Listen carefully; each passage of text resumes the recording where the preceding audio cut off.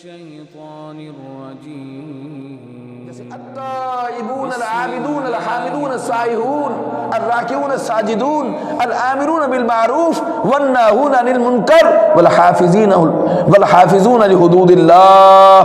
یہ ہے مبشر المؤمنین کہ وہ توبہ کرنے والے ہیں.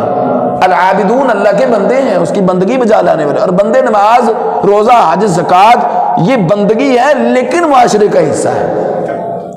اور صرف جو ہے عبادت یہاں تک محدود نہیں ہے.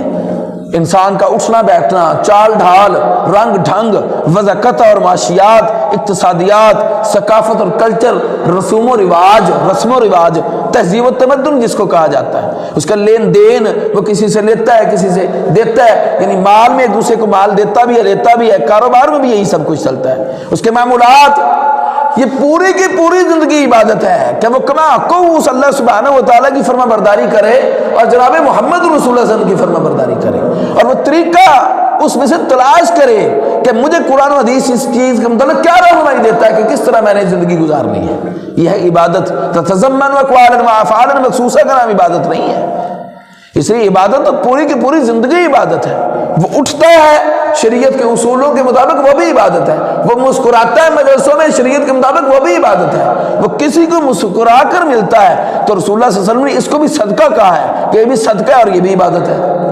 ہر وہ عمل جس کے متعلق یہ کوشش کرے انسان، جس کے متعلق کوشش کرے ایک آدمی کہ میں نے یہ اللہ کے قرآن کے مطابق اور رسول اللہ صلی اللہ علیہ وسلم کے فرمان کے مطابق کوشش کرنی ہے، تو وہ ہر عمل اس کا عبادت اللہ کے ہاں ہے.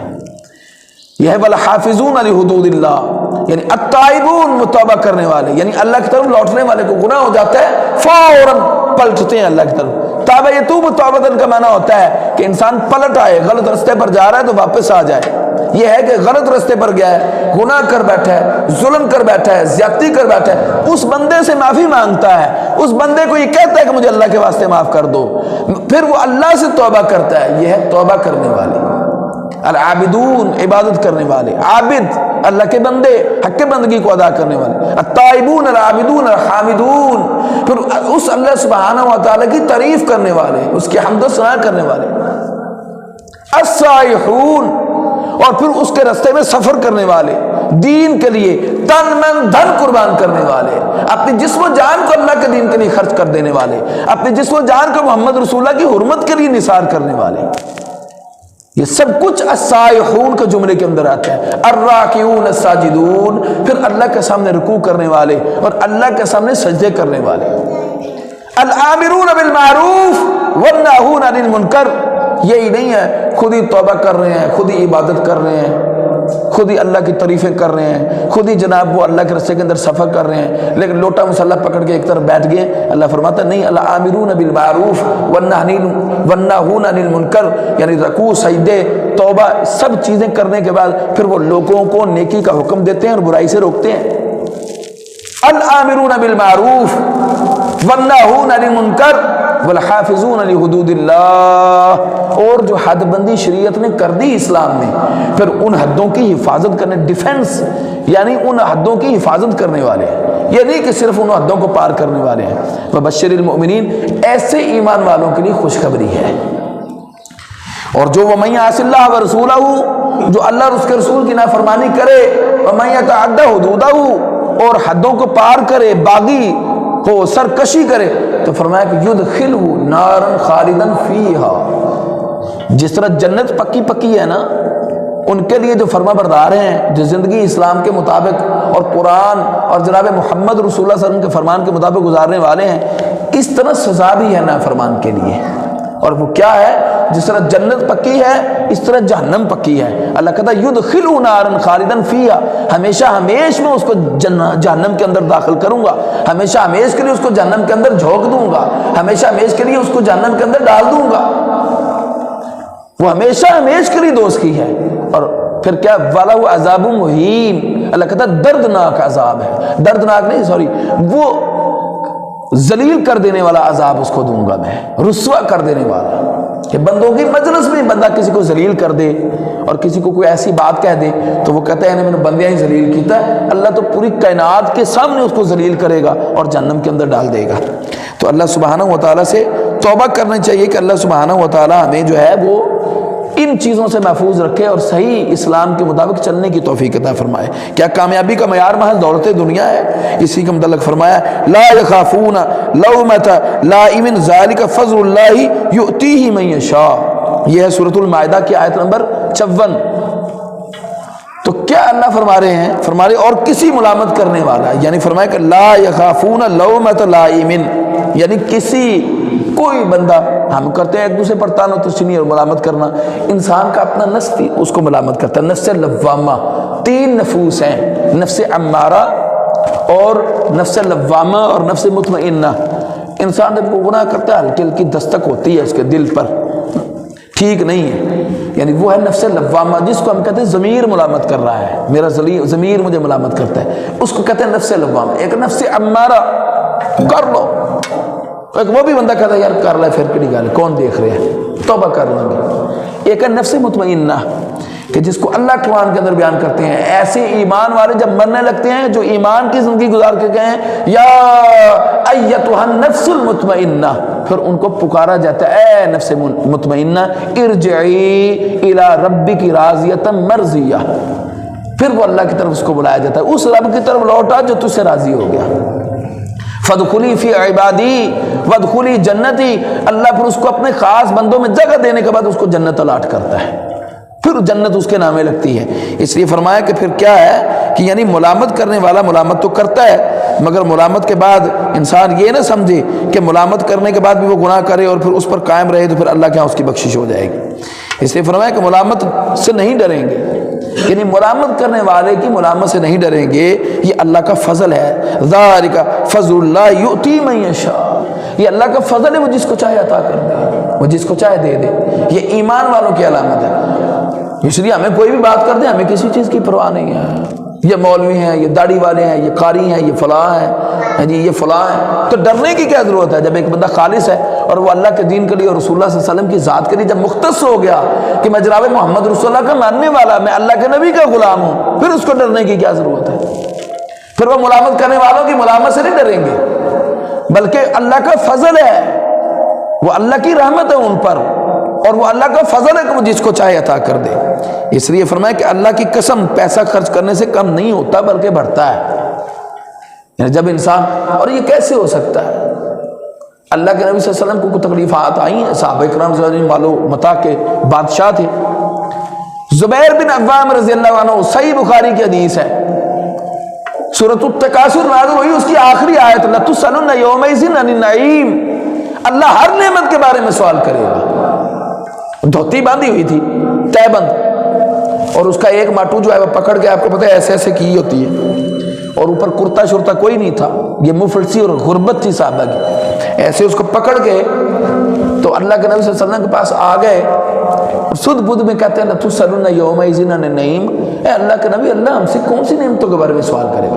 अल्लाह के रसूल की सगी फुफ्फी के बेटे थे, कहने लगे 2 ही तो नेमतें हैं, या आबे जमजम है, यानी वो पानी जो इस्माइल अलैहिस्सलाम की वालदा जब हाजरा उनके लिए तलाश करने के लिए गई कि बेटा बिलख रहा था, तो वो जो एड़ी से जारी होने वाला पानी, उसको कहा आबे जमजम, यानी रुक जा, ए पानी रुक जा, वो या आबे जमजम था। साहबा के पास ये खजूरें थी, तो आपने फरमाया ए ज़ुबैर, तुम्हारे माँ बाप तुम्हें गुम पाए, जब तुम पर कुशादगी आएगी ना, हालात खुल जाएंगे, फिर तुझे पता चलेगा।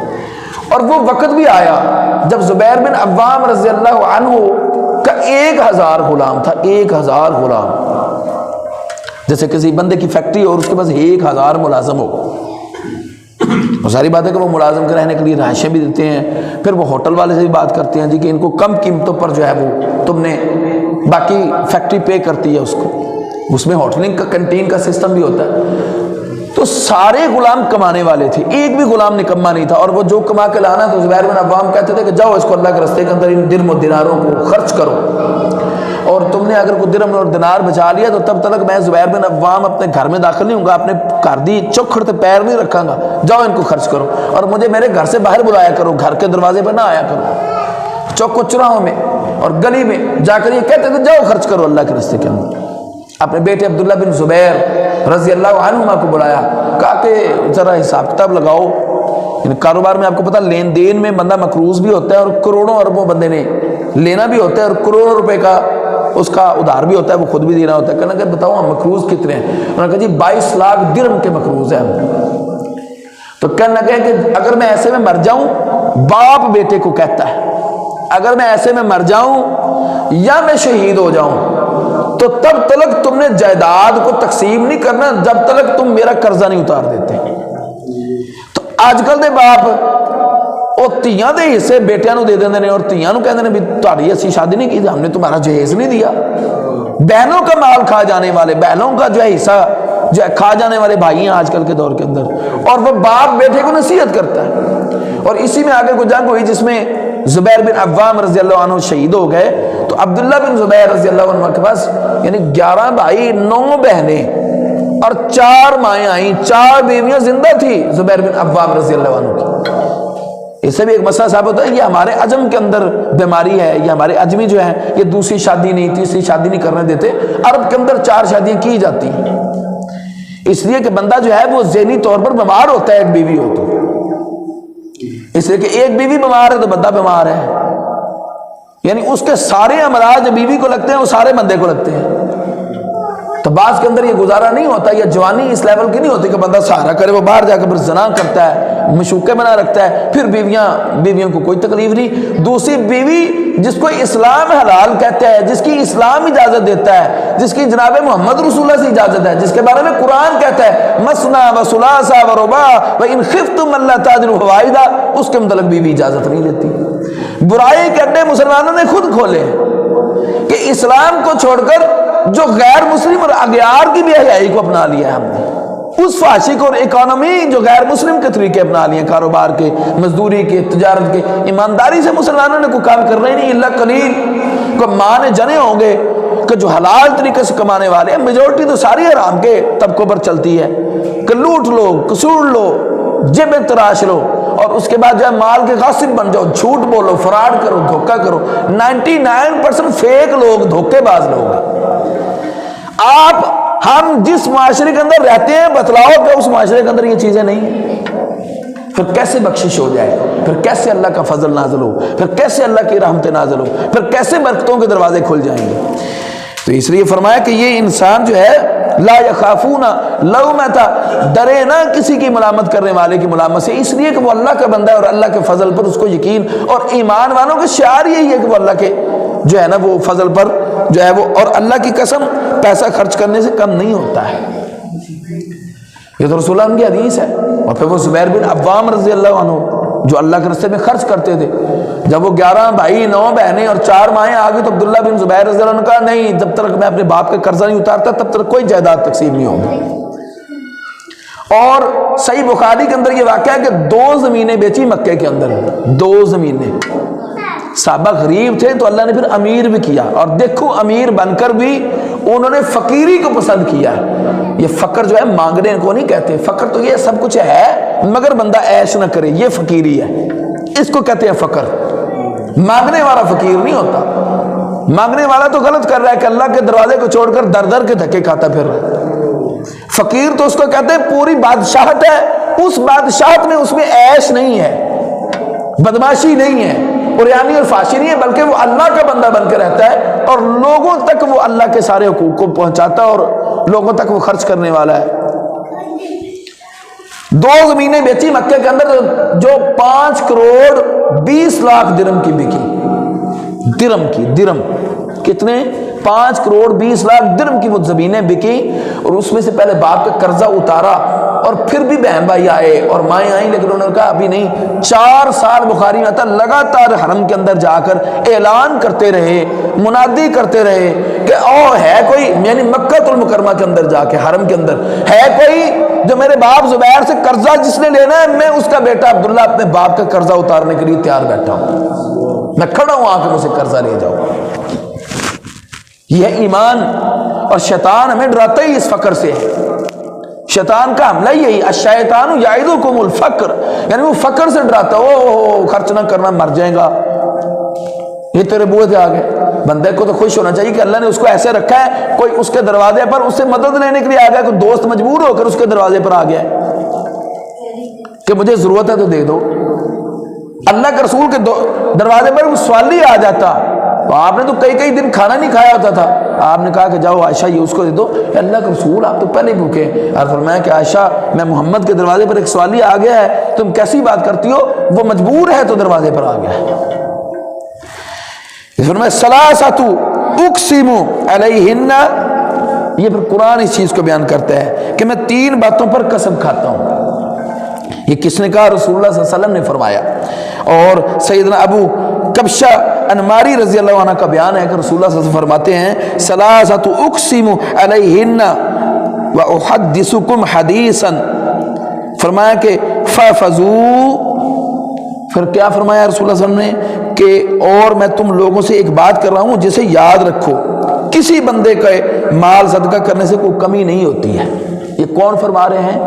جناب محمد رسول اللہ صلی اللہ علیہ وسلم, خاتم النبیین, آخر الزمان پیغمبر, کہ میں قسم کھاتا ہوں کس چیز کی. اور 3 بار فرمایا ثلاثۃ اقسم علیہن, یعنی 3 دفعہ اللہ کے رسول نے قسم اٹھائی اور فرمایا کہ احدثکم حدیثا فافزوه, قال فرمایا کہ میں قسم کھاتا ہوں کہ مال خرچ کرنے سے کم نہیں ہوتا, اس کی حفاظت ہوتی ہے. فرمایا قال ما نقص مال عبد من صدقۃ ولا ظلم عبد مظلمتن. فرمایا کہ پھر کیا ہوگا, کسی بندے کے مال یعنی صدقہ کرنے سے مال کم نہیں ہوتا. اور فرمایا کسی بندے پر کسی کا ظلم ہو اور وہ اس پر صبر کرے. اور صبر کنوں کہنے نہیں, جب انسان زبان کھول دے تو وہ گلہ اور شکوہ ہے.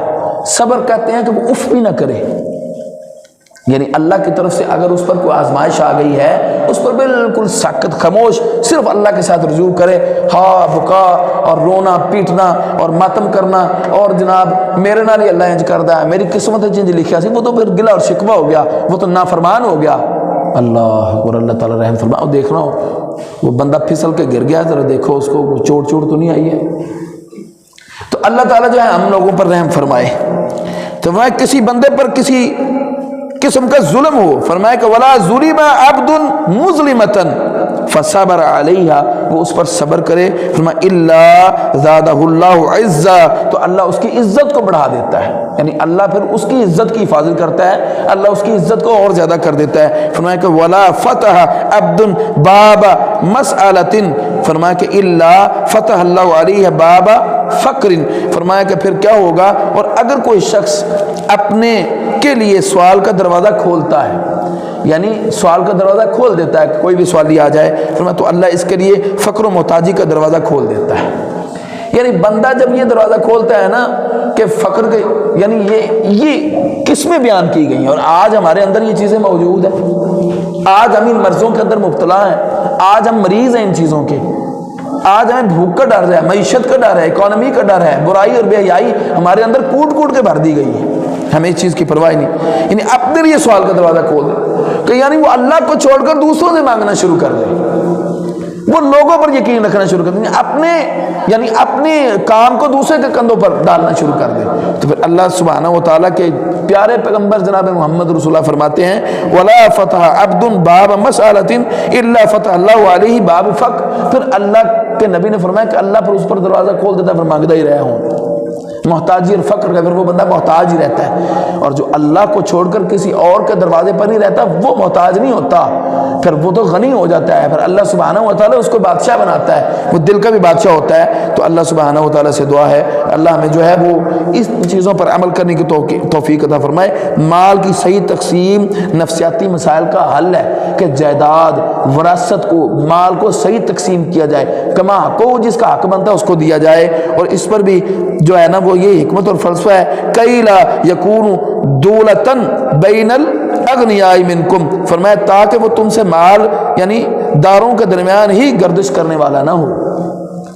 یعنی مال اگر تم صحیح طریقے سے تقسیم کرنا شروع کر دو گے تو پھر اے نہ ہوئے کہ تم مال آپ دولت مندہ جی ہیر پھیر ہوندی رہی اور سرکولیٹ کرے اور وہ گردش کرتا رہے, بلکہ وہ غریبوں تک, مستحق یتیماں تک, بیواؤں تک, مسکینوں تک, یعنی ان لوگوں تک پہنچنا چاہیے. اور یہ سورۃ الحشر کی آیت نمبر 7 ہے کہ کئی لا یکون دولتن بین الاغنیاء منکم، کہ اغنیاء تک نہیں مال رہنا چاہیے، مال تو فقراء تک جانا چاہیے، غریبوں یتیموں تک جانا چاہیے۔ تو اللہ سبحانہ و تعالی ہمیں اللہ کے راستے کے اندر جو ہے وہ خرچ کرنے کی توفیق عطا فرمائے، اور ہمیں اللہ تعالی نفسیات سے محفوظ فرما کر اپنا فرما بردار بندہ اور اپنے جناب محمد رسول اللہ صلی اللہ علیہ وسلم کا فرما بردار امتی بنانے کی توفیق عطا کرے۔ اقول قولی ھذا واللہ اعلم بالصواب، سبحانک اللہم و بحمدک، اشہد ان لا الہ الا انت، استغفرک و اتوب الیک۔